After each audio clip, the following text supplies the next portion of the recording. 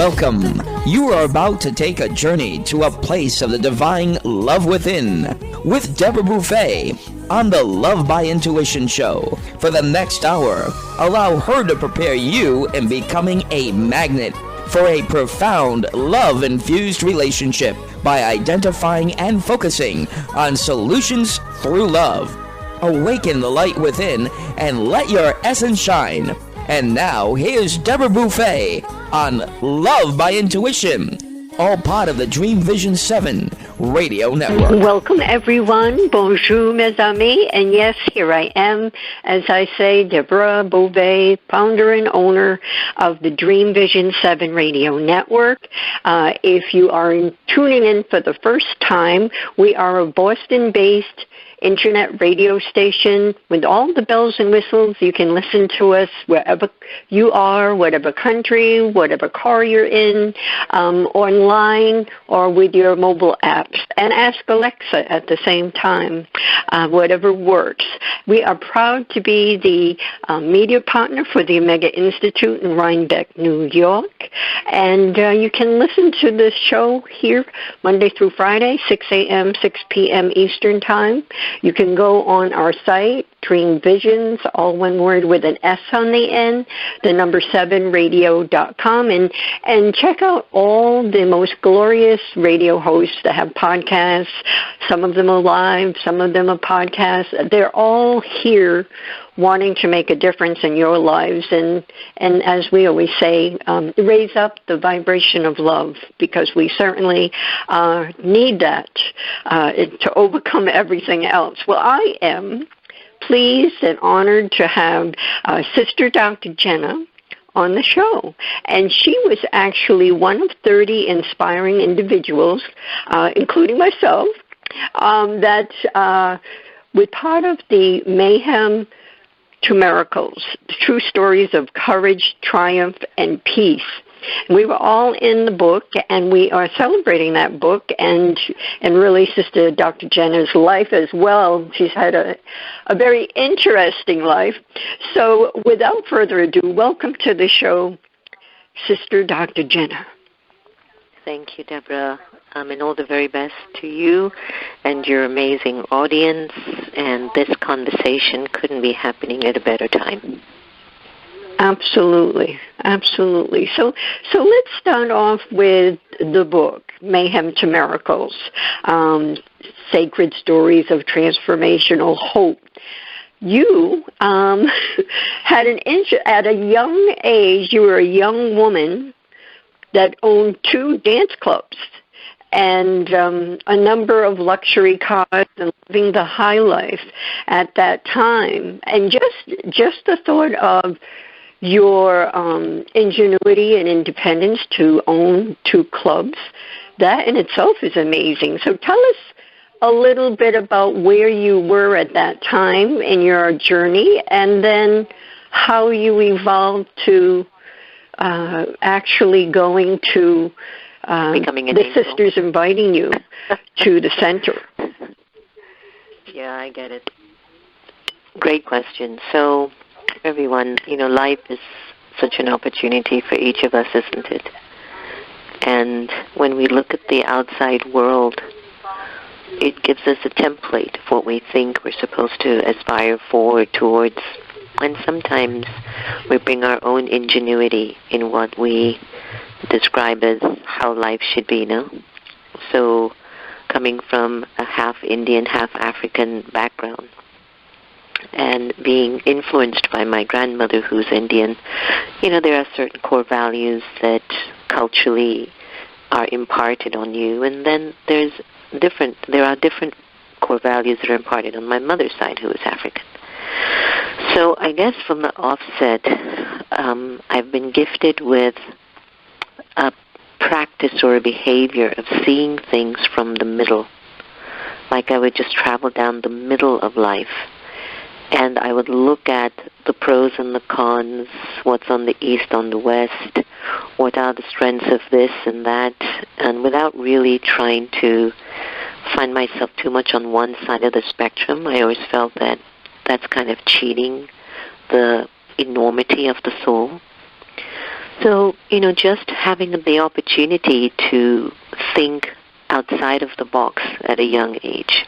And I guess I was just wired to do a little bit of business. So I remembered starting my first business at 16. And then I bought my first nightclub at 21 because I was legal by then.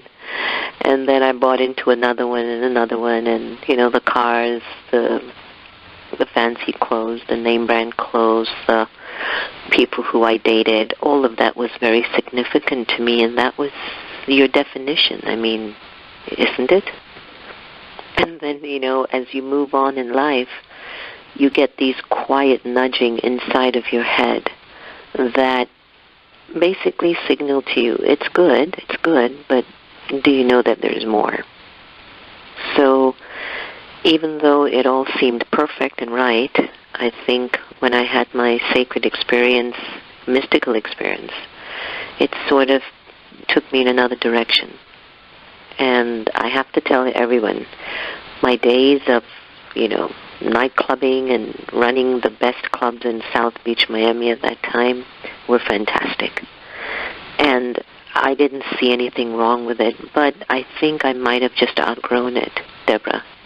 I think, in life, how certain situations or circumstances inside of you, you can feel it if you really listen inside. You know when something is done for you, but you just keep doing it either because of economy, because of pressure of people, because of status, whatever it might be. But your gut knows, I think this is done for me. And so when my awakening occurred around 24, I think that's when it was signaling to me, all right, there's another story that's emerging for you. So it was wonderful. And it was great. Whenever I tell people about those days, they look with their eyes pop wide open outside of their faces. I bet. And they're always like looking at me, oh my gosh, but you seem like such a saint. And I go, am I not a saint anymore in your eyes? It's like a lot of people sometimes, don't realize you can't be a saint if you weren't a sinner. And maybe you will not be a sinner if you weren't a saint. And so the power of these narratives that are carved in the soul, it's in each and every one of us, just at different levels, but it's in each of us. Yes. Being that you're the founder and director of the Brahma Kumaris Meditation Museum in Washington, D.C., and for about 23 years, I believe that we all receive gifts or a nugget of wisdom from every experience that we have on our journey in life on Earth. Looking back to those days when you owned those 2 clubs, what gifts did you receive to take where you are today, doing God's work? The gift of relationships, that's very easy for me. Relationships are very important. They're like stairways. You can use it to go up and develop yourself and grow immensely. Or if you don't value them, they can take you down. And so I think one of the greatest gifts I received doing what I used to do at the club was just the beauty of having a conversation, with someone and learning about their journeys and their lives and listening without any judgment to a person's journey in life and learning from listening to their journey has been one of my greatest gifts. Beautiful. Yeah. So share, moving from the Disco Queen to the Divine Angel, which is the title of your chapter in the book. Tell us how, you were invited to the center by the sisters and you had a really trance-like experience. Tell us a little bit about what you were feeling at that time. Not the usual, just, my parents were involved with the Brahma Kumaris when I was a teenager. So I had the exposure to what a spiritual example of life would look like I saw it in my parents. I saw it in the spiritual elders of the community and even in the juniors of the community. And nothing is more powerful than when you see living examples of people who speak truth to power, right? So in seeing that and also recognizing the incredible role that was being played out as a woman on the path of spiritual empowerment was a great inspiration.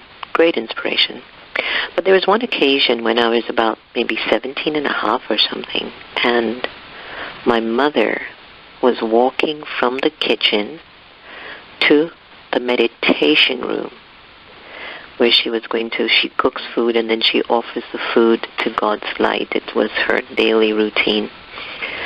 And I looked up at her when I was sitting in the living room. She just looked like an angel.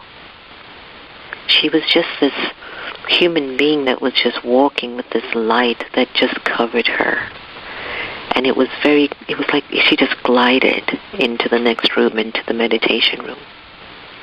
And there was something about that moment that really hit me. And I remembered very, very well, everyone, in just saying, oh, I want to be like that when I grow up. It was just a quiet thing, one of those quiet feelings. Needless to say, I definitely went in another direction. So that was not the direction that I ended up in terms of my choice of entertainment, my choice of business or entrepreneurship. However, there's something profound when you look into someone's eyes, and behind the eye of that person is a vast world of compassion and wisdom and stillness. And for whatever reason, I kept seeing many eyes like this. And it just kept really deepening an awakening for me. I saw it, I could feel it, but it wasn't what I wanted. That's not of interest to me. So it really just happened. There was one day, oh guys, this is such a funny story. So one day I'm at my condo. I used to live in this high-rise condo at 19, overlooking the Atlantic. The mayor of Miami lived like on top of my floor, so to give you an idea of the level of the condo that I lived in, right? And I remembered sitting in the living room, and I wanted to have a mystical experience like what I saw my parents having. And I sat there, and I remembered as if my whole consciousness of my body disappeared. And I got so scared. I was petrified because for the first time I was free. Can you believe it? Wow. For the first time I was liberated and I was scared.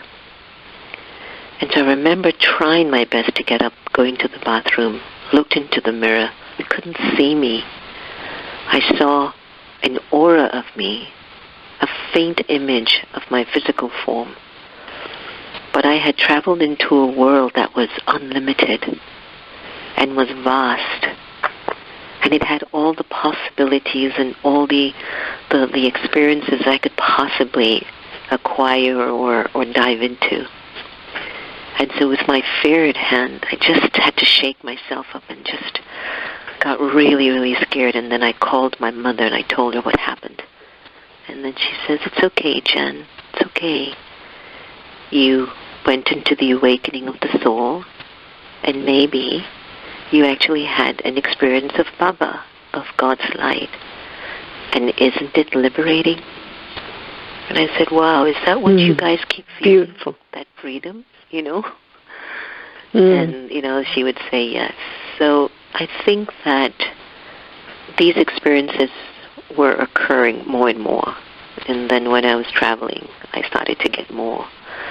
And then when I was in the center in Jamaica, then that did it. I came back to Miami, and I was never the same person. Just to interject for a little second, you're breaking up a bit, at least from what I hear. And if you can speak up a little more. Better? Sure. Did you miss anything, or was everything okay? There was a little breaking up there, so you might want to convey it again. Just the last little bit. Sure, Deborah. In a nutshell, they were just very divine and sacred experiences. And I think they took me to where I am today. You know, those mystical experiences will not leave me alone. And I've just been, supporting them as much as I can, maintaining them as much as I can, rather. Can I tell you something? Everyone has had a mystical experience.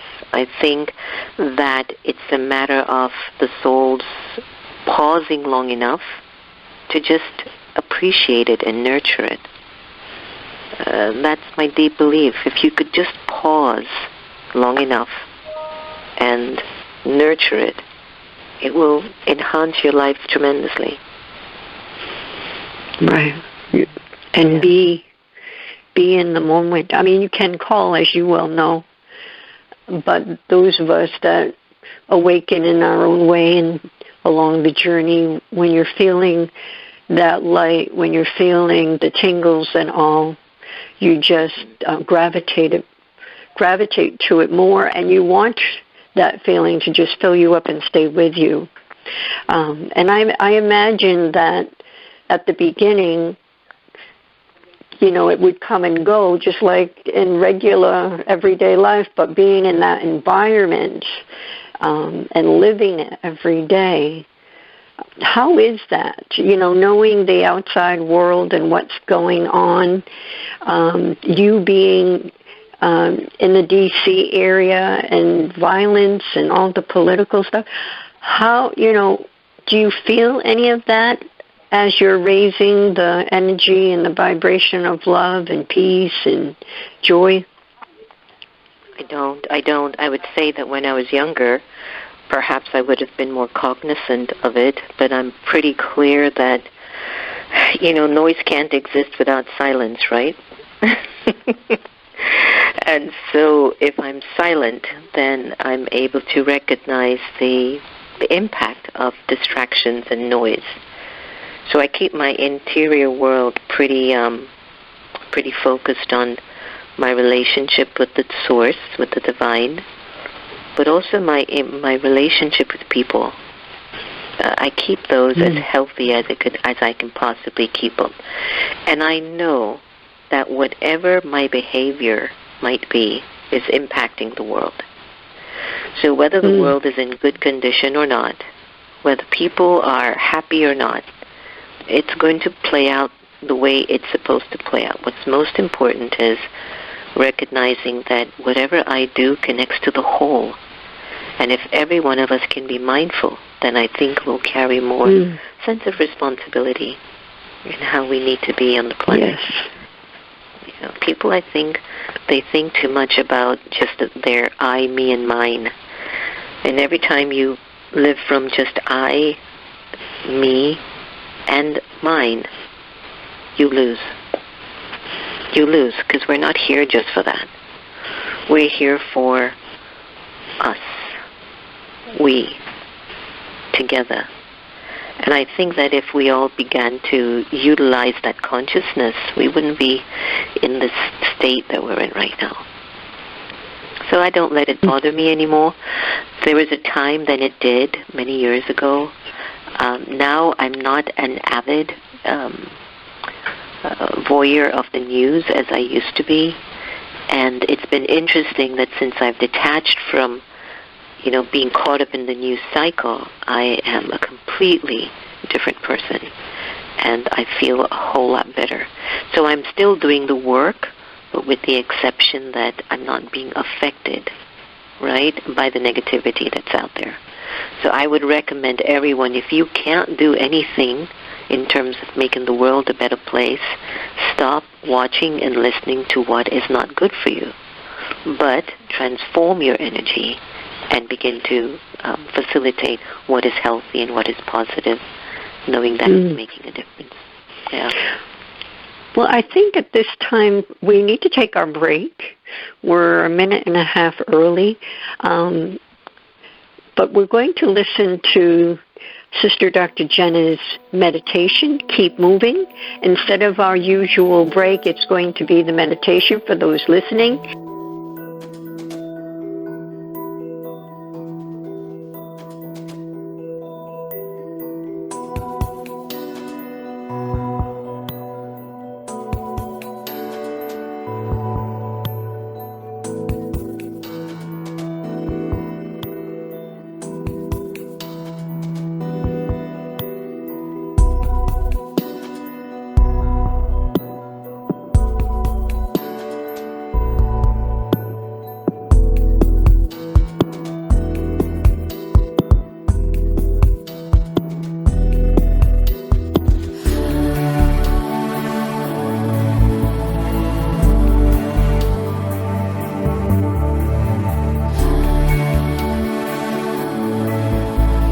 Keep moving no matter what. There's a flow. This thing called life. It moves us ever onward, upward, forward.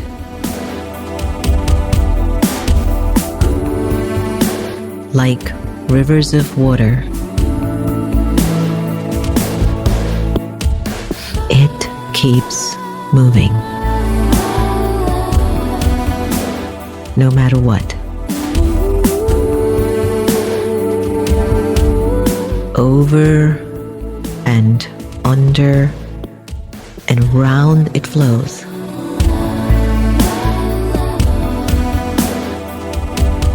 Let the currents take you on the journey of life.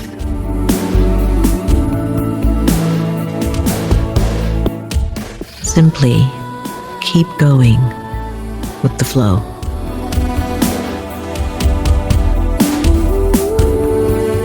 Keep moving, no matter what.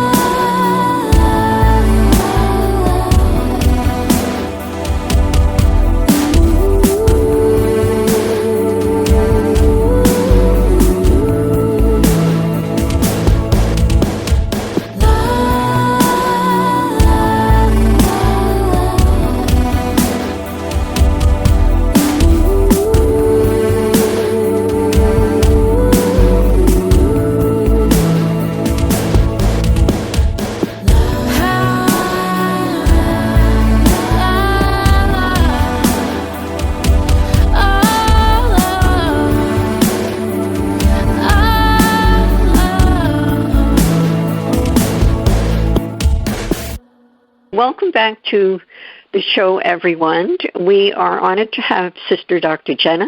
She is an acclaimed, trusted spiritual mentor.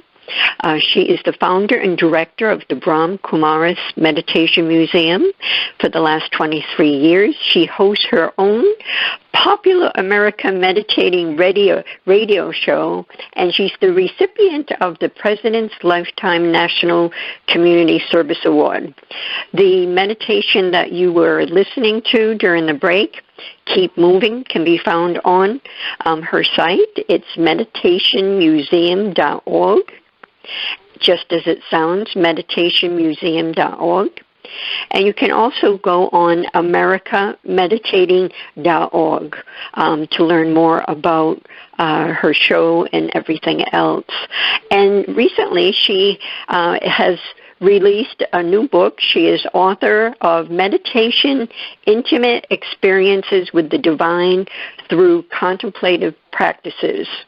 And we were talking about the Mayhem to Miracles, her chapter in there, From Disco Queen to Divine Angel. And now, Dr. Jenna, let's talk about your new book. What would you like to know? I would like to know. And you sound so much better, so thank you. Whatever happened, you're clear and we can hear you. So thank you. Yes, tell us what, is this your first book? And what inspiration did you have? What really propelled you to write this book? Sure. The publisher from Sacred Stories Publishing, Patricia, reached out to me, and she was, suggesting that I think it would be so great if you could do a book on your mystical experiences, Sister Jenna, and I basically said no, I'm okay. And then she circled back, and I'm glad that she did, and she says, you can invite a lot of authors on, and they can share their mystical experiences too. And I spoke to my very dear sister, Antonia, and we just talked about it, and she said, I think this would be good for you. It would be good for you to talk about your experience with the divine. Why not? So we worked on it for about a year. It's been a year in the making. We've got over 25 co-authors with us in the book, each of them sharing the shift that occurred in their lives when their awakening happened, when that moment of silence, silence met wisdom. And pop, they were seeing through their eyes in a different lens. And so the book is all about giving everyone who reads it the permission to now accept these mystical and divine experiences in their lives and to move forward with it, not to leave it on the shelf as if it's woo-woo or it's weird or people are going to think something's wrong with me. There are over 30 authors who are telling you nothing is wrong with you. It's actually a blessing to be able to live from inside out rather than outside in. So yeah, it's been a great process, and it's getting released on the 2nd of February in 2022, and we're looking really forward to hearing the stories and how... If you may speak, we're losing you again, Sister Jenna. I don't know what to tell you. I'm not even moving, so... Yes, when you... God help you. Yes. Sorry. So the book Meditation, Intimate Experiences, it has a number of people sharing their experiences. Is that what I heard? Yes. Okay. Yes. Jean Houston, who I think everybody knows, who is an American laureate and philosopher and writer. Sister Jenti, the Joint Administration Head of the Brahma Kumaris. We have the amazing Reverend Sylvia Sumter of Unity of Washington, D.C., Temple Hayes, just an eclectic group of individuals from all walks of life are actually confirming to you about when that experience occurs, how life becomes a better experience. Very good. Now I hope you can hear me because I'm literally with my mouth in the mic. Yes, for some reason I guess you're going to have to yell. Maybe it's the energies melding together. I don't know. But this book is actually available as a pre-order now on Amazon. Yes, you can go to Amazon and go to Sister Dr. Jenna's page, and you can pre-order the book. I was told by the publishers it's reached number 1 already in the mysticism category. So wonderful. That's a good thing. Absolutely. I think Absolutely. It's time, Deborah, don't you feel that it's time for us to step out of just this very boring way of existing, just defining the way that your journey is from outside in. And that the world behind your eye has actually the whole powerful existence of why you're here. And I think if we can just turn our attention inwardly, we'll be able to offer a lot more outwardly where the world is concerned. And the world needs a lot of energy right now. It's like a plane up in the air and the fuel has gone out, and it's not a good sign. And when the fuel goes out, people are agitated, impatient, angry, manipulative. They don't trust one another. And so what future can we hold if we continue on that trajectory? It's going to be to our demise. But if we can turn our attention inwards and begin to come from that inner place of divinity, then I believe there's hope for the future. And I'm hoping that when everyone reads the book, they will begin to value their own inner mystical experience and do something with it. Absolutely. Yeah, I that's the work that I do, is going within, because everything is already inside us. And most of us, when we're mainstream America and beyond, we're so consumed with trying to keep everything together with the home, the kids, the work, all of that. You don't realize that all the answers we search for are just within us. And if we can slow down and just spend that time breathing deep. When I first started, I didn't know what I was doing, but I just sat quietly and started breathing deeply, and then little tingles started happening in my toes, and then it moved. The more I did, the more it moved through the body. So if everyone can just take that time, I think it's just so important.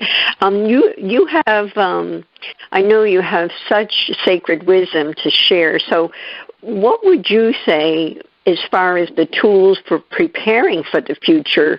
You know, do you believe that the whole system that we have, including ourselves, is it breaking down so we can rebirth to a new era, a new dimension? I mean, what are your thoughts around all of that? And share some tools that we can actually utilize in our lives to make that happen, because each one of us can do it right here in our own home.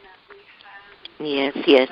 I think we've often broken down on many levels in our private ways, whether it's in a relationship, or if it's with a career, or just with ourselves. We've had to recognize that we can't continue serving the energy at that same level and wanting change. I just think it's the first time we've ever witnessed it being a global epidemic, that it's a global happening.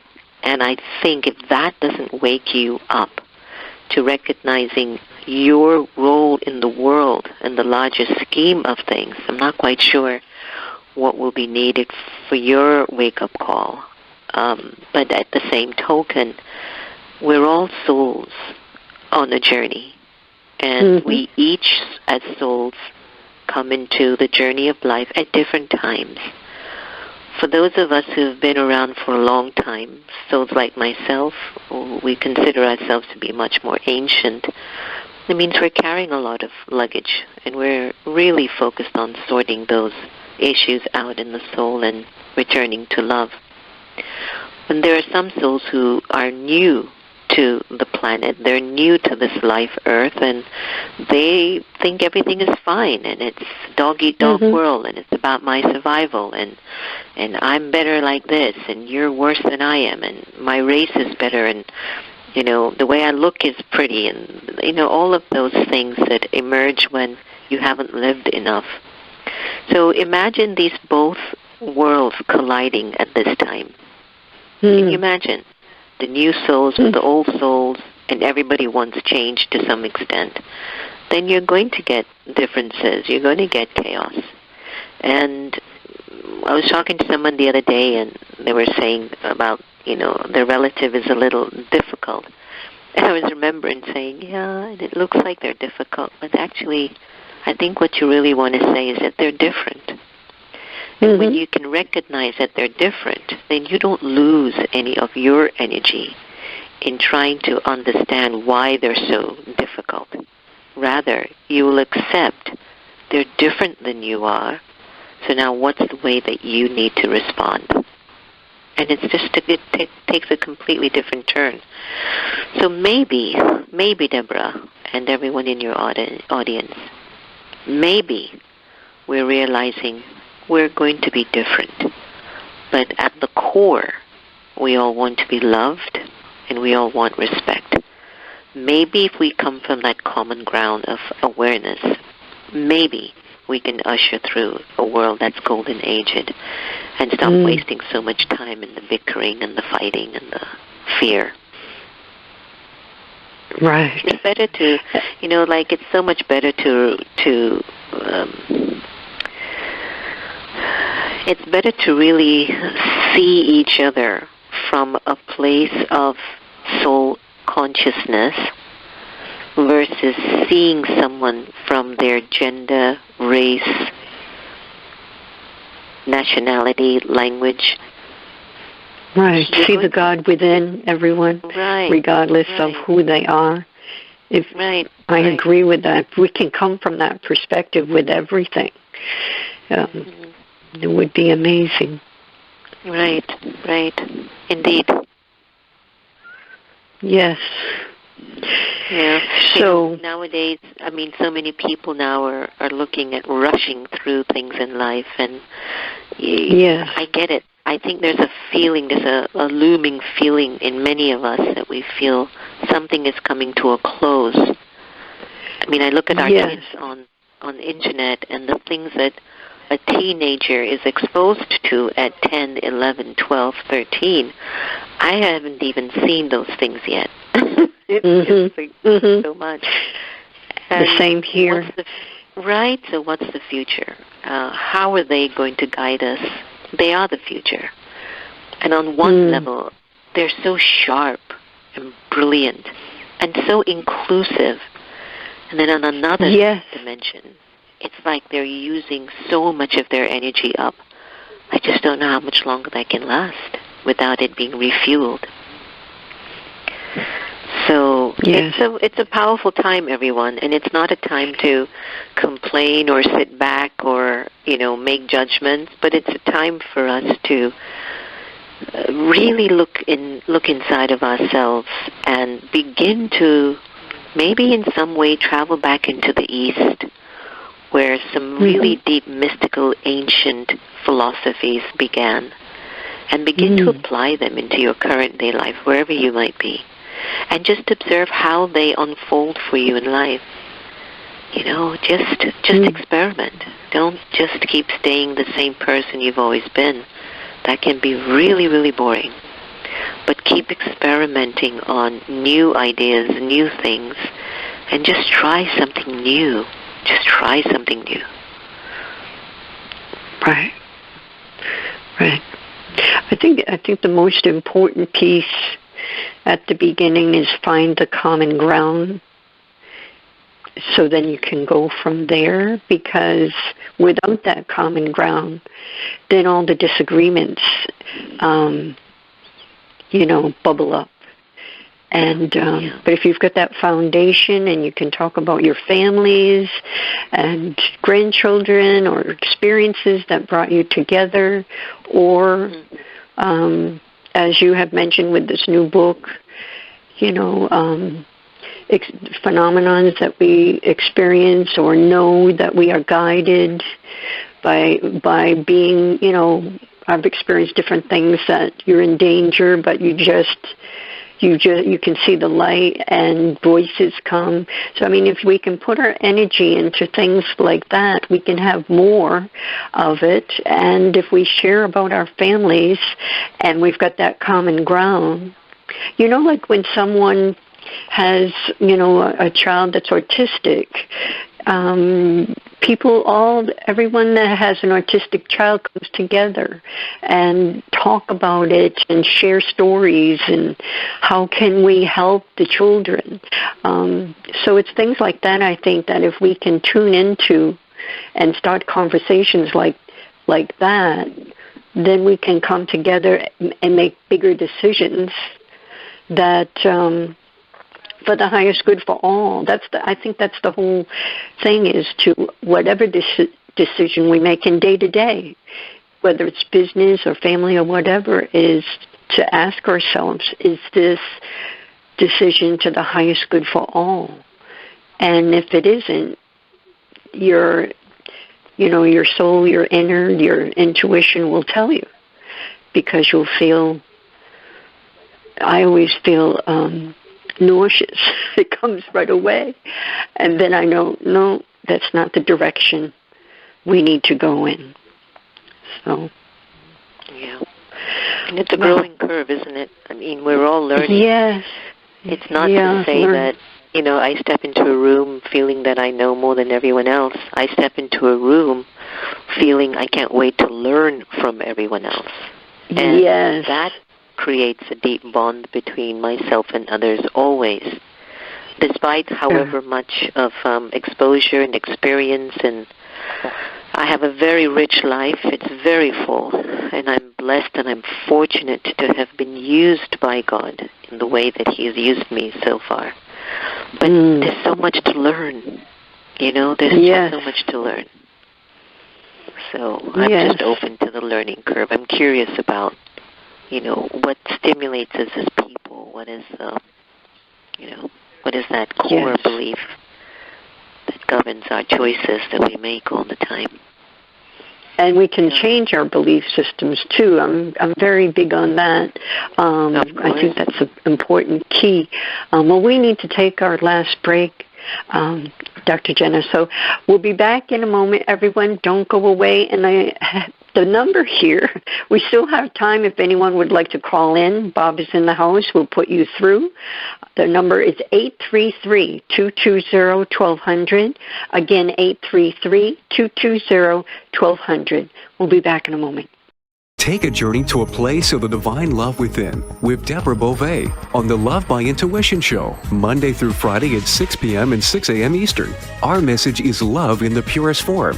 The light within us all is a guide to recall our beginning, to learn to love self and humankind, and to feel the higher power of our own divinity. To attract love, one needs to be love.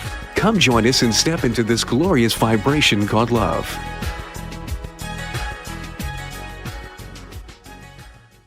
Delight your kids with an enchanting journey by reading the Paper Doll Kids children's book by Deborah Beauvais and Janine Sullivan. There's even a catchy tune, Kids for Love Song, produced by Bob Sherwood and sung by kids just like yours. The story weaves around 7 paper dolls flying around the world doing good deeds as they bring important attention to our endangered animal friends. There's even a magical ring with a universal message. Kids become interested in service projects, action through compassion, and planting seeds that nurture positive change. The Paper Doll Kids and Kids for Love Song are a production of the Kids for Love Project. Get the book now on Amazon Kindle and the song on CD Baby or iTunes. Are miracles real? Can you move from mayhem to miracles? 30 prominent authors say yes as they share their high fives and down lows of challenges, abuse, addiction, and love. Experience hope, the magic elixir of miracles, through the personal stories of New York Times bestselling authors James Redfield, Dr. Bernie Siegel, Sister Jenna, Reverend Temple Hayes, and many more. If you like bestsellers, Chaos to Clarity, and Crappy to Happy, you'll love Crying and Laughing Through Mayhem to Miracles. Sacred Stories of Transformational Hope. Available now on Amazon and in bookstores worldwide. It's a child's job to play, to learn, and to have fun. It's an adult's job to keep them safe. Did you know that 1 in 4 girls and 1 in 6 boys will be sexually abused before the age of 18? Every day, families enter the Children's Advocacy Center because a child's courage to tell someone what happened to them. Keeping our children safe starts with a conversation. This is Michelle Aranger, Executive Director of the Children's Advocacy Center. Learn more on how to keep your child safe. Visit cacofbc.org. This message made possible by the Fall River Rotary Club. This is Dream Vision 7 Radio Network, uniting mankind with universal love. Our shows are created from the heart, bringing each listener to a place of divine enlightenment. Breathe, relax, and enjoy. Let life flow. And we are back with Sister Dr. Jenna. She's also a member of the Evolutionary Leaders Circle and was selected by Empower a Billion Women in 2020 as one of 100 most influential leaders of 2015. And her voice is an influence for sure in this wake of tragedy and increasing violence in our world that is on its way out. I'm holding that vibration that love is rising and moving all of that out. But I agree also that we need to do our inner work, and we also need to speak up and come from a place of compassion with whatever we do. To get in touch or to connect with Sister Dr. Jenna, you can go on either of two sites, meditationmuseum.org, just as it sounds, meditationmuseum.org, or AmericaMeditating.org, AmericaMeditating.org. I want to hear more of what you see where we are and how we can go to another level in our lifetime. I hope to see it in my lifetime that that we've already evolved into another step closer to what we all envision. Share your thoughts on that. I think we're all feeling it where we're going. There's no way in my mind that I'm going to accept that we're not sensing that the times that we're in is a time of great transformation within. I think everyone walking around wants to shift something within themselves in one way or the other. Mm-hmm. There's a need for growth or improvement. There's always going to be someone who's prettier than you, smarter than you, and you're always going to be someone who is prettier or smarter than someone. And how much longer do we need to go into the narrative of, just being shut off from the reality of life and being able to hold on to deep universal truths? So I think that what I'm witnessing in the world is that we are coming to that particular point that we know we have to let go of the illusion. We call it Maya in our spiritual tradition. We know those thoughts of Maya, which are thoughts of fear, competition, judgment. There's these 3 C's I usually use in some of my sharings. The 3 C's that you need to let go of is comparison, competition, and criticism. And when you let go of those 3 C's, you will see the world with a completely different set of eyes. And the other thing that I feel is happening is we're reaching a point of letting go of an acronym that I use quite frequently called ALGE. A for anger, L for lust, G for greed, A for attachment. We're actually having to let go of these debilitating levels of consciousness. Because if we don't, it again keeps us in this very, very tiny world. Imagine trying to squeeze the enormity of your soul into just walking around believing you're a black man, a white man, Jewish, Hindu, rich, poor, pretty, ugly. And you use that as your base to anchor your identity. That's very, very painful for the soul. So pain can only last so long until you do something to get over it. So I feel that as it gets more intense in terms of forcing us to look at ourselves in ways that we need to, we're going to evolve into a much more beautiful society because it's the inevitable. I don't care how we get there, whether it's through war or fear or chaos. We're going to evolve. Just be ready. Beautiful. That's a good point. We're going to evolve. whatever happens, we're still going to be evolving. You know, when you look at that, that's really profound, because it just is. Exactly. Yeah. And I mean, that puts a whole different perspective on things when you think of it from, you know, from that perspective, that regardless of what happens in the world, like you're saying, we want war to end. We want, you know, most people want a voice. They want to be safe. They want safe food. They want clean water. All the basics of, but the people have to speak up. Or, you know, because of the corporations and all the things that it's all greed. But when you think of all that and then ponder or contemplate what you just said, Dr. Jenna, it's wow. We're going to evolve regardless of all that. Yeah, and I mean, I'll have to tell you, I have a different opinion about corporate greed and so on. I know it exists, Please. And it is what it is, and it's not a good thing that you have more than you really need, and we can actually share our wealth with each other rather than harbor it just for ourselves.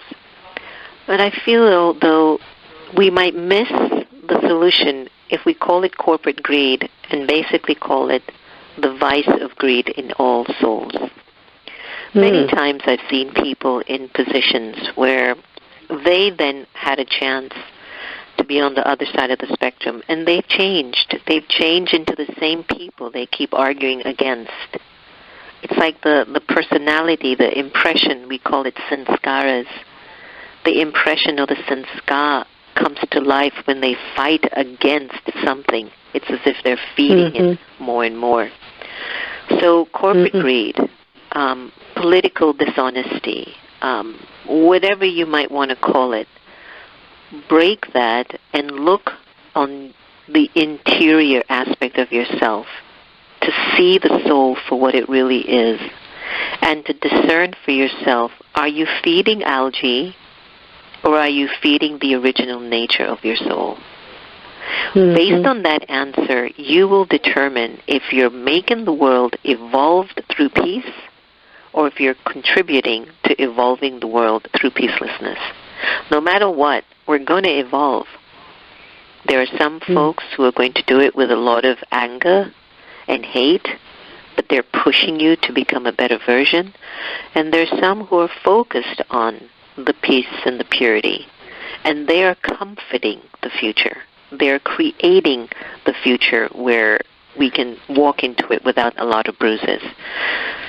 So, you know, what are we going to talk about that many of us haven't heard, right?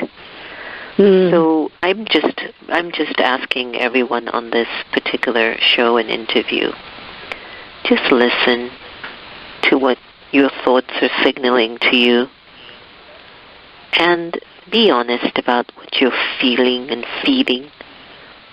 And then if there's a change that needs to occur, then make it happen. Change something in you that you don't care for anymore. If you're giving more sorrow, or if you're taking sorrow from people, then definitely you need to change something. You must. And so in order to do that, you need to really have an open, honest relationship with yourself. It's the key.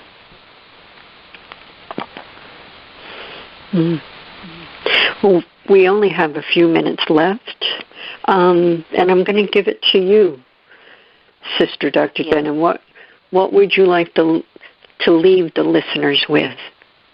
And I think I just did. I think I just left everyone with where I think it's important for you to discern where you are in your journey. No one's going to come and rescue you. You have to be your own rescuer.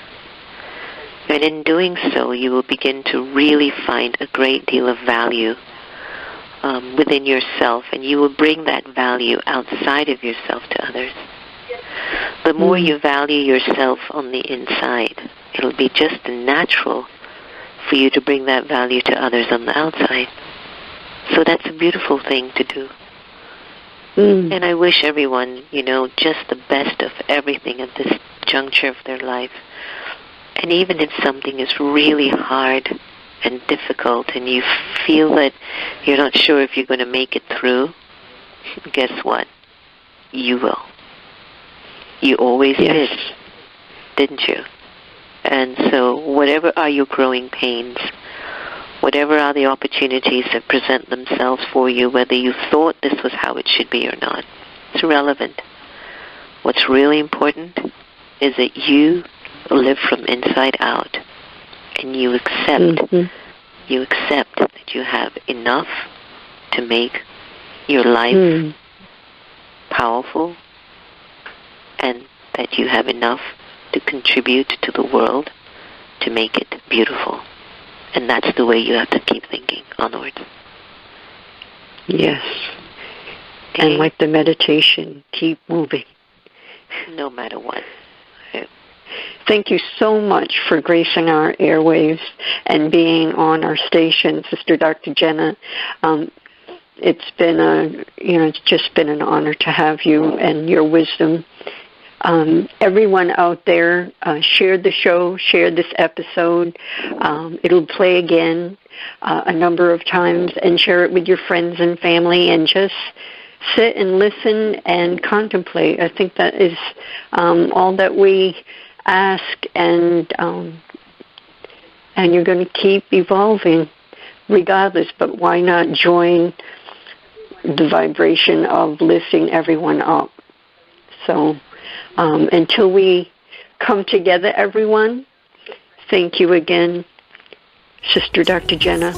Au revoir. Are you seeking a clearer path to love? Then tune in to the Love by Intuition show next week. All designed to your highest good. To contact Deborah Beauvais, owner of Empowered Connections, call her at 508-226-1723. That's 508-226-1723. Or link on to lovebyintuition.com. Remember, we are all one, and we are all part of the miracle of love. This is Dream Vision 7 Radio Network, uniting mankind with universal love. Our shows are created from the heart, bringing each listener to a place of divine enlightenment. Breathe, relax, and enjoy. Let life flow.